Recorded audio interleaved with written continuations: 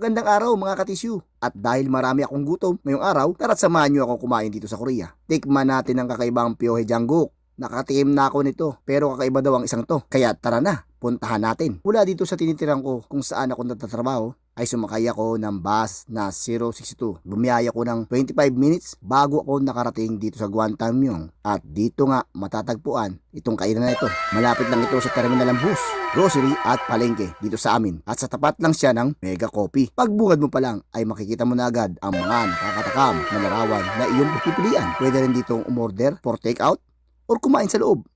Pero gusto ko talagang full experience kaya nagdesisyon ako na kumain dito. Umorder ako ng Pyohe Janguk dahil yun na naman talaga ang sinadya ko dito.